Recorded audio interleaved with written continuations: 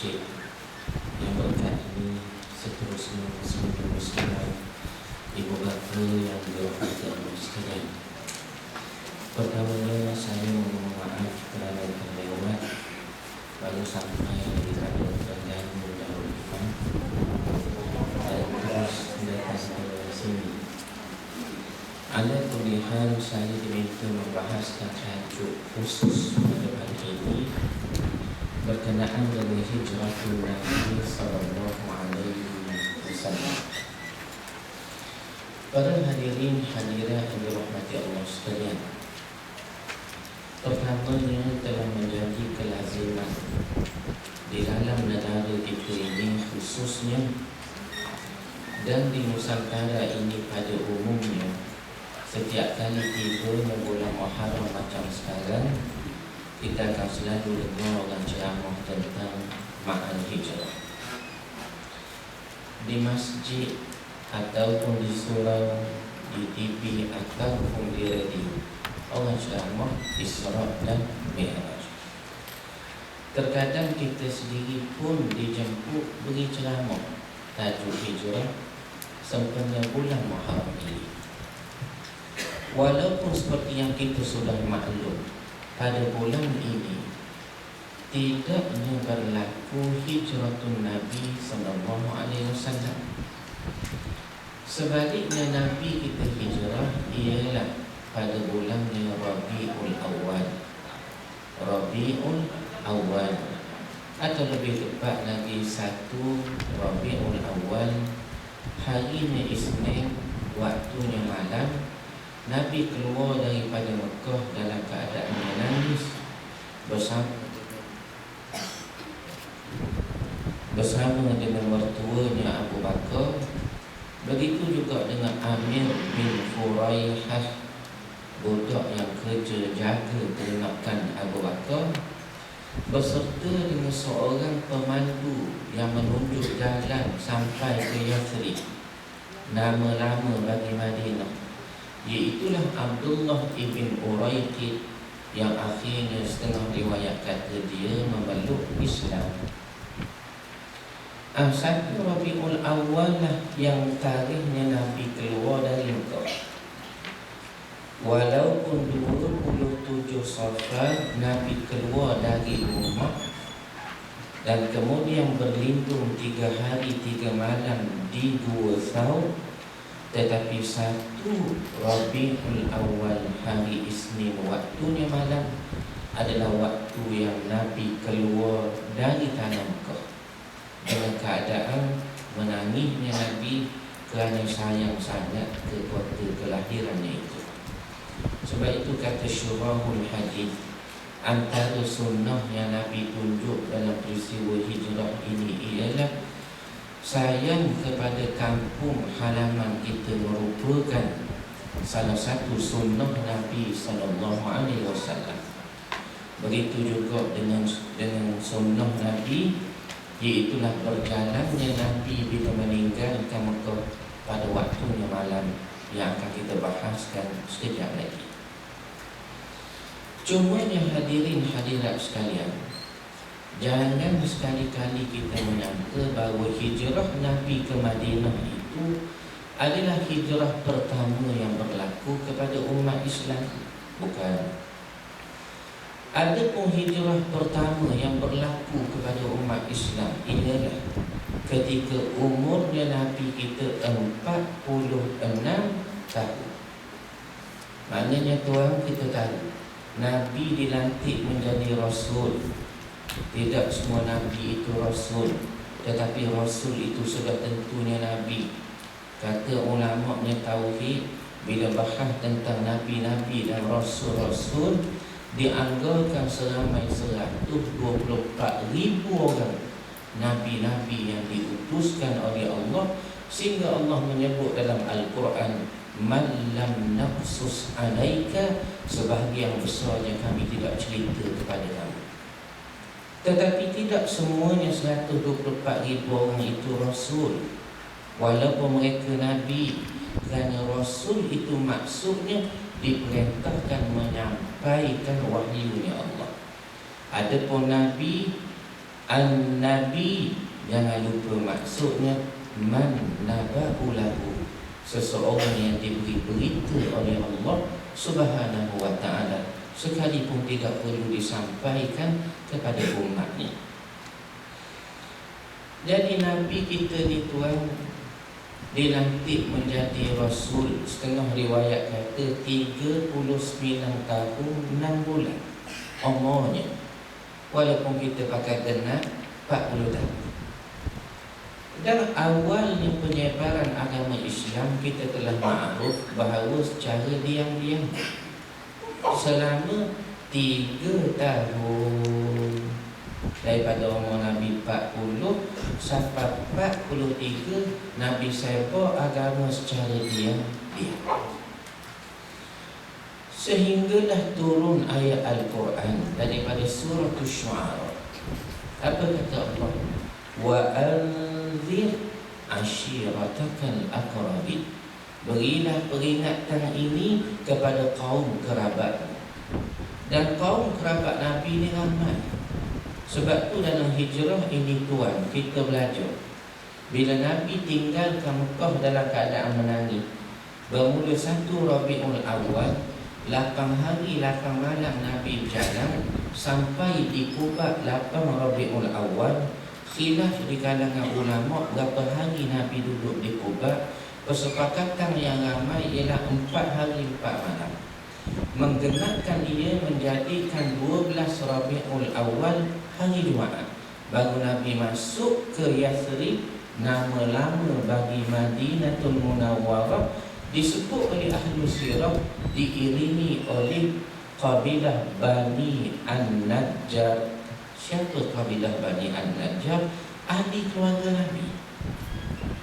Lalu orang kata macam mana Nabi boleh ada saudara mara di Madinah? Tuhan jangan lupa, moyang Nabi Hashim, atau nama sebenarnya Amru. Nama sebenarnya Amru, adapun ia dipanggil Hashim kerana Al-Hashmu di dalam bahasa Arab maksudnya yang memecahkan roti. Dulu orang pemerintah Mekah macam sekarang, Khadimul Haramain Syarifain, penjaga khadim, pemberi khidmat 2 tanah haram. Siapa-siapa mari buat haji Mekah, mereka akan khidmat. Antaranya kata Allah, aja'altum siqayatal haji wa imaratal masjidil haram kaman amana billahi wal yawmil akhir. Adakah kamu menyangka wahai pembesar Mekah, bila orang haji mari memberi minum, beri makan, maka muni dikira macam beriman kepada Allah? Tak sama. Jangan anggap mentang kamu beri makan orang haji, walaupun kamu tidak memeluk Islam, kamu kira tak apa dah. Macam setengah kita pergi Mekah, umrah baik, haji baik. Dia kata saya tak apa tak pergi jemaah masjid dah Ustaz, sebab saya buat balik lambu Kaabah. Dia rasa selamat tadi. Maksud saya di sini tuan, Allah tanya, adakah kamu rasa tak apa dah tak perlu Islam sebab kamu memadai beri makan orang haji? Dalil Al-Quran ini menunjukkan pembesar Mekah dari dulu sampai ke learning sekarang, mereka beri minum orang haji, beri makan orang haji. Jadi datuk Nabi, moyang Nabi Amru, bila setiap kali orang mari ke Mekah nak makan, nak buat haji, dia pun ambil roti, dia pecahkan sikit-sikit, ambil dipanggil Al-Hashmu, pemecah roti. Jadi orang Mekah kenal dah dia, namanya Amru. Lalu mereka panggil, pemimpin kami Amru, kami belum dapat roti. Tetapi orang luar dari Mekah tak tahu nama penuhnya, lalu dipanggil pemecah roti, Al-Hashim, Hashim. Sejak itu namanya Hashim. Lalu Hashim ini tuan, orangnya Mekah. Isterinya Salma, orang Madinah. Lalu Abdul Muttalib, ayahnya orang Mekah, maknya orang Madinah. Lalu Nabi ada anak beranak belah Mekah sudah pasti, belah moyang perempuannya Salma pun ada di Madinah. Itu asalnya. Saya tak mau detail sangat tuan. Sirah kita belajar pula. Kita dah masuk 3 tahun sirah di masjid negeri, 1 jam setiap kali sebelum solat Jumaat. Daripada Nabi belum lahir sampai umur 53 tahun. Kemudian saya tak sempat nak sambung tuan kerana kesana kemari. Hingga hari ini saya bahas balik sirah ini. Ya. Lalunya Nabi dilantik menjadi Rasul umur 40 tahun. Kita genapkan itu. 3 tahun awal Nabi berdakwah diam-diam. Turunnya ayat Quran daripada surah Asy-Syu'ara. Wa anzir ashiratakal aqrabin. Berilah peringatkan ini kepada kaum kerabatmu yang ramai. Menunjukkan Nabi kena iklankan Islam ini. Bermula umur 44 tahun Nabi mula dakwah kepada kabilah di Mekah. Kabilah Bani Jumah, Bani Al-Bakhtari, Bani Abul Aswad, banyak tuan. Lalu mereka menentang Nabi, menyebabkan hijrah pertama berlaku kepada orang Islam ketika umur Nabi 46 tahun. Di mana orang Islam hijrah dulu tuan? Di Habsyah. Di Habsyah seramai 12 orang. 8 lelaki diketuai oleh sahabat lagi menantu Nabi Sayyidina Uthman bin Affan. Manakala 4 perempuan diketuai oleh puteri Nabi Ruqayyah binti Rasulullah sallallahu alaihi wasallam. Mereka hijrah ke Habsyah dilindungi oleh Raja Najasyi Al-Ashamah.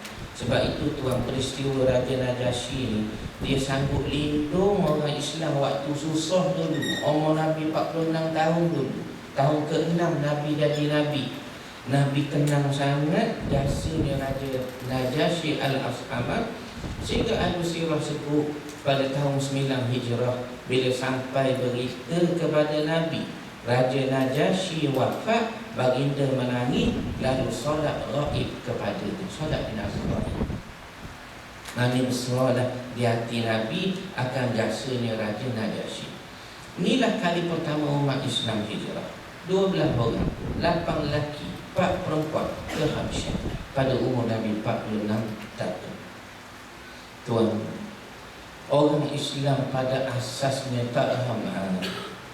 Waktu umur Nabi 46 tahun dianggapkan lebih kurang 25 orang sahaja orang Islam. Kesemuanya hamba abdi, orang miskin, orang tak ada harta, dan bakinya sahabat-sahabat dan ahli keluarga Nabi. 25 orang. Menyebabkan Islam ni tuan dianggap tidak ada kekuatan, agama yang tak akan bertahan lama.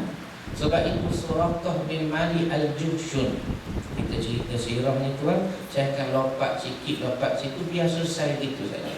Sirah ni tidak akan selesai.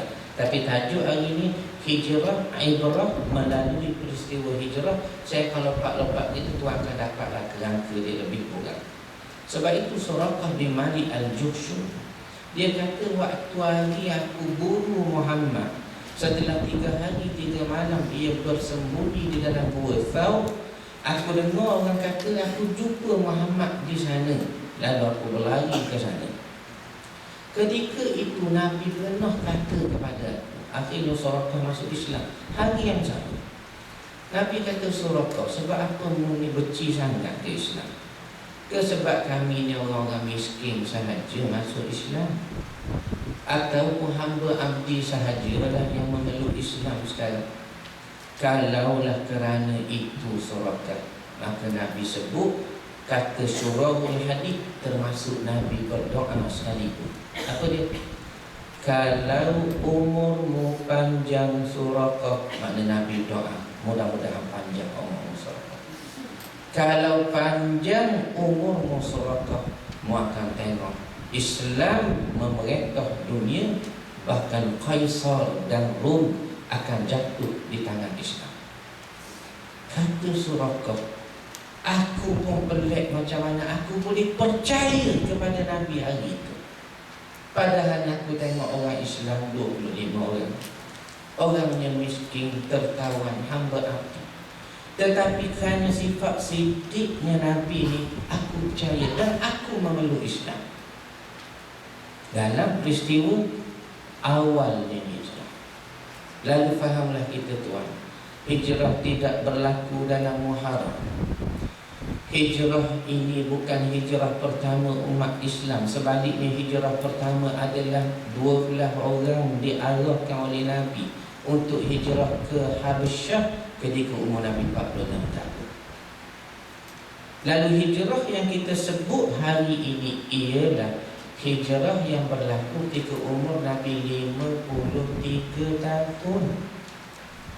2 tahun selepas berlaku Isra wa Mi'raj. Isra wa Mi'raj. Lepas tu tuan pergi sekarang ke Masjidil Haram, tawaf di sisi Baitillah Al-Haram. Kemudian tuan akan nampak selepas Multazam, tuan nampaklah ada beberapa kepingan batu di kaki Baitullah itu yang warna agak kuning-kuning, berbeza dengan kepingan-kepingan yang lain. Itulah tempatnya Jibril alaihi salam mengimamkan solat. Nabi ikut selepas berlaku Isra Mi'raj sebagai cara malaikat nak ajar Nabi bagaimana tata cara solat. Jadi 2 tahun selepas itulah berlaku hijrah yang kita nak bahas ini. Ini baru mukadimah baru. Baik tuan, sebelum Nabi kita hijrah, umat Islam di Mekah sudah tak ada dah. Saya ulang, sebelum Nabi hijrah, umat Islam di Mekah sudah tak ada dah. Kemana mereka? Mereka telah mendahului Nabi berhijrah. Maknanya Nabi hijrah ni kemudian, Ustaz? Ya. Maknanya umat Islam pergi dulu pada Nabi setahun sebelum Nabi hijrah. Betul. Semua umat Islam dah duduk di Madinah. Dah. Yang ada di Mekah hanya Nabi dan keluarganya, Abu Bakar dan keluarganya, serta Ali dan keluarganya, serta beberapa hamba abdi yang telah memeluk Islam tetapi tidak ada kekuatan untuk berhijrah. Tapi setahun sebelum Nabi hijrah, semua umat Islam telah hijrah. Dan Abu Bakar katanya, tuan, ulang semua ke Nabi. Pergi semua jumpa Nabi, ajak, ya Rasulullah, mari kita hijrah lah. Pasal kalau duduk di Mekah pun tak ada orang nak masuk Islam.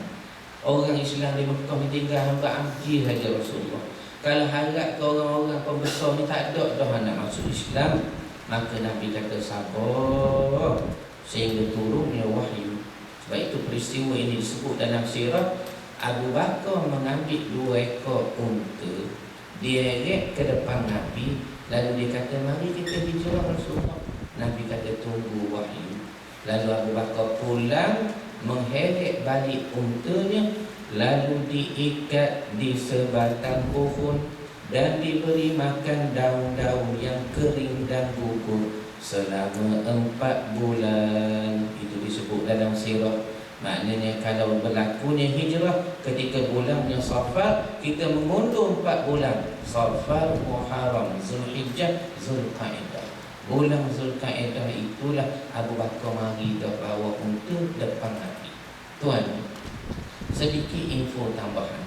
Oleh kerana saya nak sebut melompat-lompat dalam sirah situ sikit sini sikit. Bulan Zulqa'dah ni adalah bulan yang banyak sentimental value pada Nabi. Antaranya beberapa bulan sebelum Nabi wafat, 26 Zulqa'dah, Nabi telah naik di atas untanya yang bakanya merah, namanya Qaswa, yang Nabi guna dalam hijrah pada malam 1 Rabiul Awal Isnin itu, tuan, untuk menuju Mekah. Nabi nak buat haji wida atau haji wada, boleh baca belaka dua tu. Nabi naik atas untanya. Lalu disebut 26 Zulqa'dah, Nabi memakai minyak rambut.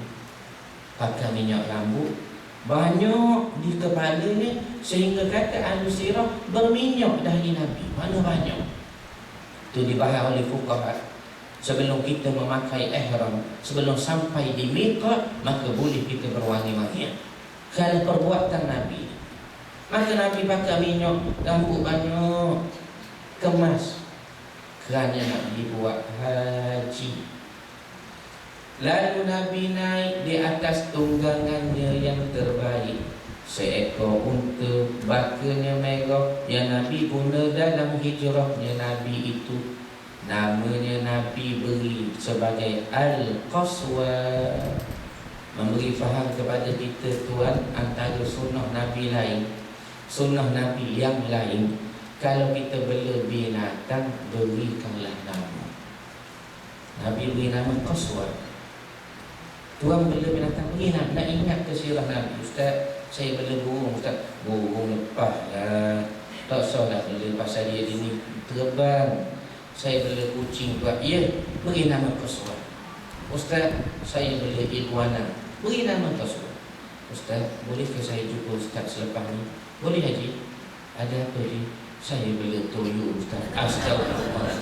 Mana saya nak khabar tuan tadi, beri namanya Qaswa. Pasal Nabi beri nama Qaswa. Ya, Nabi naik tunggangannya yang terbaik, dan Nabi pakai pakaiannya yang terbaik. Yang mana pakaian yang terbaik yang dimiliki oleh Nabi ialah sehelai jubah yang paling kurang mempunyai 13 tampalan pada jubahnya. Maka Nabi pun menuju ke Makkah untuk menunaikan haji 6 atau 5 Zulhijjah baginda sampai ke kota Mekah. Ya, jadi bulan Zulkaidah banyak benda-benda kalau kita baca dalam sirah berlaku pada Nabi yang tersentuh sikit hati kita kalau dengar peristiwa itu. Baik tu. Jadinya setahun sebelum Nabi hijrah, umat Islam hijrah belaka dah. Sehingga 26 Safar, 26 Safar waktu siang dalam waktu duha, lebih kurang gini tu. Waktu macam kita gini di Darun Nadwah. Apa dia Darun Nadwah? Pusat operasi pemerintahan Mekah yang dibina pada zaman Datuk Nabi Abdul Muttalib. Telah berlangsung satu mesyuarat nak ambil tindakan kepada Nabi. Saya nak ringkaskan, ada 3 usul diusulkan dalam mesyuarat pagi itu. Pertama, mereka kata Muhammad ni mudah, kita ambil tindakan buang daerah tadi. Sebab bila buang daerah, kita dah tak ada tahu tentang dia, dia pun tak ada kaitan dengan kita. Lalu kata Iblis, kalau membuang daerah, tempat hak membuang tu hara pula dia buat, nama orang ikut dia pula di situ. Dulu tuan kita tahu, tahun 60-an sampai awal 80-an masih berlaku buang daerah bagi penjenayah. Kita ingat dulu tuan, Esam ni di kampung saya Kuala Lumpur. Pernah satu orang awal 80-an, saya lahir tahun 77. Awal 80-an tu saya dengar satu orang backing, orang Samsing lah, di Raptor Panjang Kelantan tu dibuang daerah di Kuala Lumpur kampung saya. Lalu kita pun takut. Orang ni pula dia bawa pedang semua. Dia bawa pedang, orang Samsing. Tapi yang peliknya bila dia dibuang daerah di Kuala Lumpur, dia nampak suka seronok. Rupanya tuan memang dia asal Kuala Lumpur. Cuma dia duduk di Rata Panjang. Saya nak khabar sini. Cadangan pertama, kita buang daerah Muhammad itu. Ditolak usul ini. Usul kedua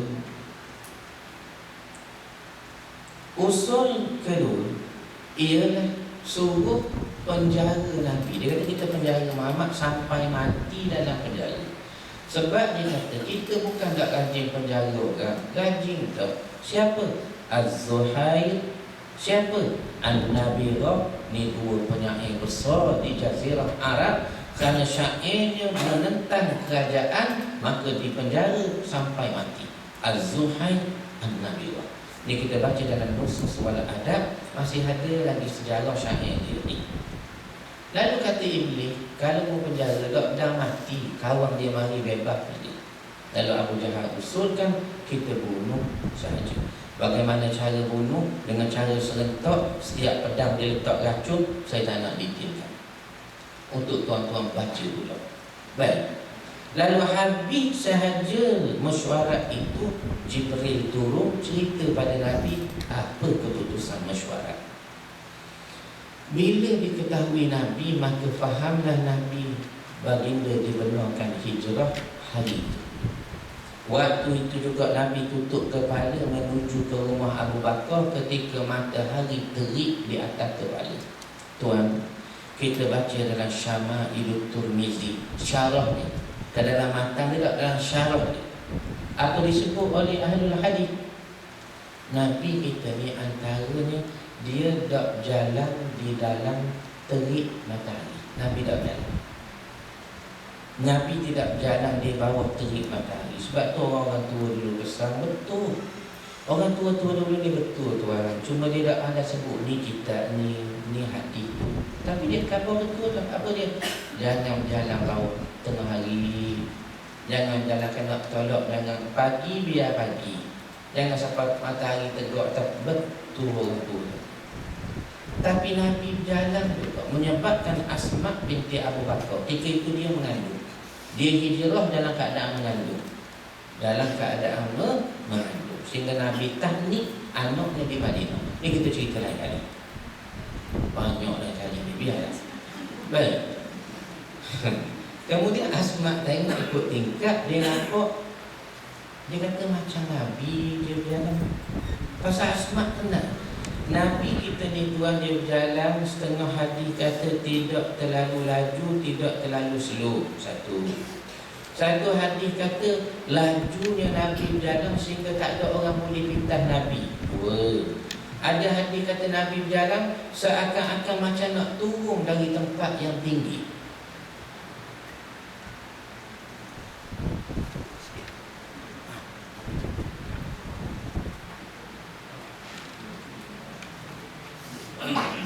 Nabi jalan begitu. Dah bila banyak hadis tu kita beramal belakang dah setakat kita boleh. Pasal hadis ni mudah cara berjalan. Takkan kita tak berjalan, kita berjalan. Jadi boleh beramal. Antara Nabi pakai sepatu di belah kanan dulu pun kita mudah beramal. Antaranya lain, bila baginda ditanja satu arah, maka baginda akan menunjukkannya dengan 5 jari. Di mana kat tuan dewan seminar tempat orang belajar sirah, saya tak tahu dah tuan. Dah dewan makan, dewan makan saya tahu.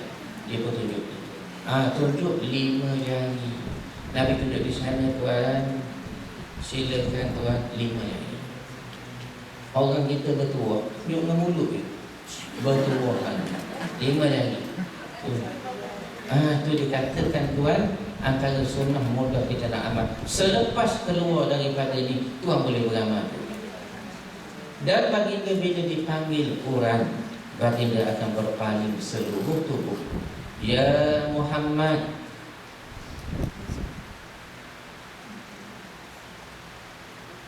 Muhammad.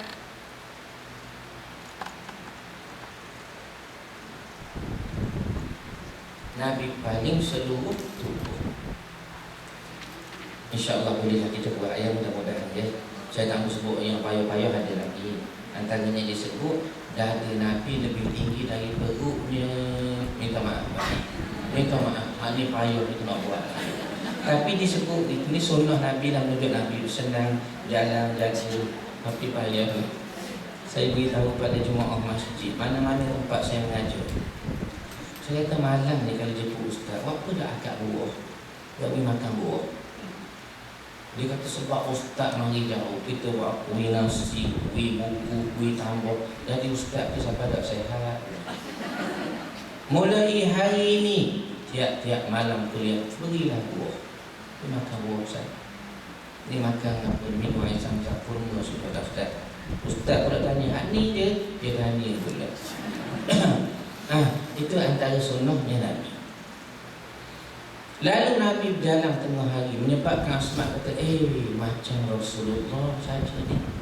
Lalu dia beritahu pada Abu Bakar. Abu Bakar tengok, ya, Abu Bakar confirmkan memang Rasulullah. Pasal Abu Bakar tahu cara berjalannya Nabi. Cuma Abu Bakar kata mesti ada benda besar yang akan diberitakan baginda, sebab tidak menjadi kelaziman baginda berjalan di bawah terik matahari. Dia terik matahari dari segi adabnya, kebiasaannya. Orang Arab dia tidur tengah hari. Lepas tu kita ada qailulah. Qailulah ni tuan maksudnya tidur sekejap sebelum zuhur. Bahkan ada pendapat kata tidur sekejap selepas zuhur. Boleh pakai belaka. Tapi tempat kita ni memang dia pakai dua-dua. Sebelum zuhur tidur dah. Zuhur sambung pula Ustaz. Betul dah, itu betul dah. Tuan beramal tu betul dah. Jadinya kebiasaan Arab tidur tengah hari. Arab dia tidur tengah hari dan malam. Kita Melayu tengah hari, malam dalam kuliah. Dia biasa begitu kalau tempat kita ni. Baik. Lalu kemudian Nabi bincang Abu Bakar, malam karan akan hijrah. Maka malam kemari 11 orang termasuk Abu Jahal telah kepung rumah Nabi. Tuan, jarak mereka kepung, jarak macam mana? Sini seorang, pintu seorang. Sini seorang, ke tiang tu seorang. Tuan banyak kali 10 orang ya. Seorang, 2, 3, 4. Maknanya tuan, rumah Nabi tidak terlalu besar. Tidak terlalu besar. Mari kita tengok apakah saiz rumah Nabi. Bukan bilik Nabi, rumah Nabi di Madinah, di dalam Masjid Nabawi. Rumah Nabi tuan luasnya 3 kali 5 meter. Saya ulang, 3 kali 5. Cuba buat angka orang sekejap ya. 3 kali 5 lebih kurang besar mana? Itulah tuan rumah Nabi. Adapun tempat Nabi tidur, bila Nabi berbaring, kakinya menyentuh dinding, kepalanya pun menyentuh dinding. Cukup-cukup muat saja. Lalu tuan, itulah dikepung rumah Nabi malam itu, sehingga Allah nak Nabi selamat. Nabi keluar lalu membaca ayat daripada surah Yasin, waja'alna min baini aydihim. Ni tuan-tuan dah apa dah. Kalau nak keluar takut bini nampak, sedang itu ada maklum semua ada. Lalu Nabi berlindung di Gua Thawr 3 hari 3 malam, for 3 days and 3 nights. Thalatha layalin wa thalatha ayyamin. Mundrenal mundreyerabet. Santian saniat. Kata Jerman, Drei Tage Nacht. Kata Rusia, 3 nuits 3 dies. Kata Siam, Kuncia mai Prak Yesu Tai Samwan Samkhen 3 hari 3 malam. Ini betul bukan reka, betul sebut reka. Tapi lain kali kita sebut pula. Apa lagi nak sebut tadi tuan? Ya, keluar dari rumahnya, berlindung di Gua Thawr 3 hari 3 malam. Tuan, Nabi keluar dari rumah, berjalan 5 kilometer ke Gua Thawr dalam keadaan jalannya Nabi begini. Nabi jalan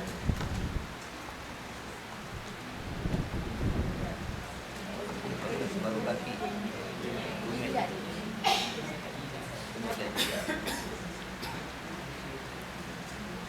Nabi berjalan dengan hujung jari. Sebab apa? Sebab bimbang kakinya dikesan, tapak kakinya dikesan.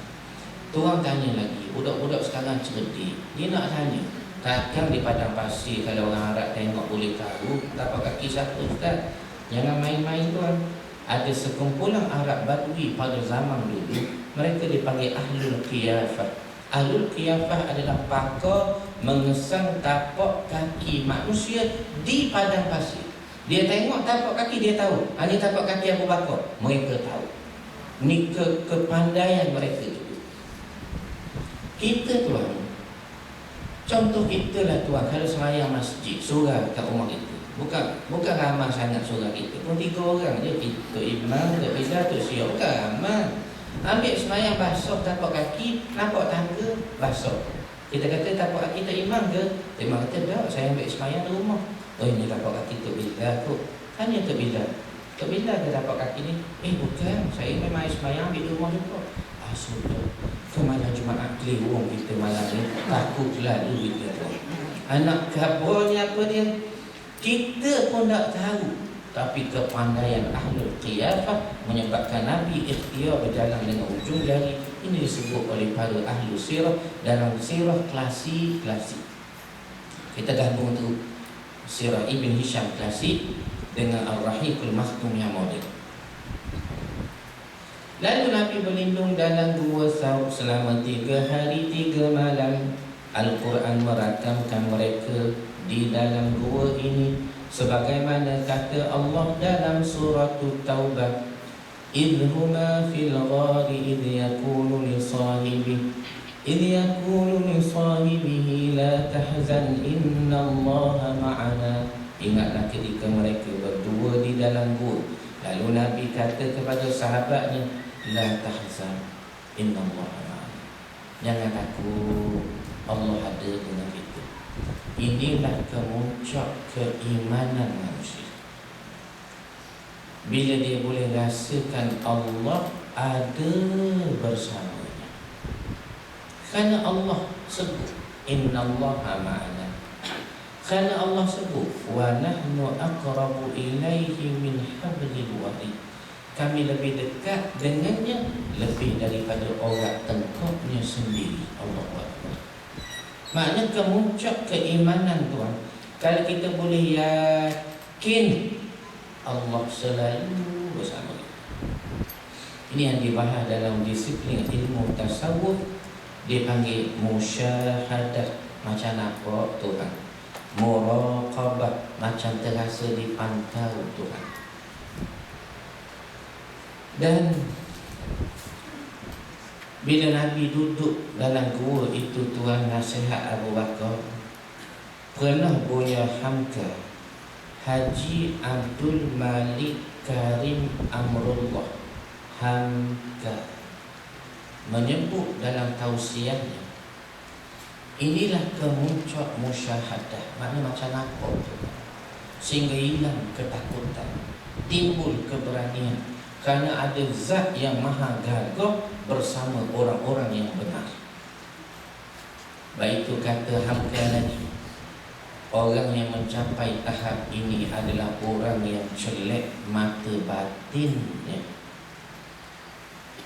Nabi bukan sikit diduga tuan, ditentang, tetapi kerana kekuatannya selalu ada, sebab ia yakin Allah itu sumber kekuatan. Dunia ni kecil saja, akhirat itu lebih besar. Hidup hakiki bermula selepas nafas ini terhenti. Mata memandang alam, sedang hatinya nampak Tuhan. Ini seolah kita kata bila celek mata batinnya. Tapi apa boleh buat tuan? Sekarang orang gila kepada dunia. Orang berlumba nak besarkan rumah, orang berlumba nak kutip duit, harta untuk kepentingan peribadi. Maaf sebut tuan, saya terpaksa ambil beberapa kesempatan dengan jemaah di seluruh Malaysia. Kami menyelesaikan beberapa masalah pendakwah dalam negara yang menggunakan agama untuk kepentingan peribadi. Ada pendakwah bersekedudukan dan bermesej lucah dengan bini orang.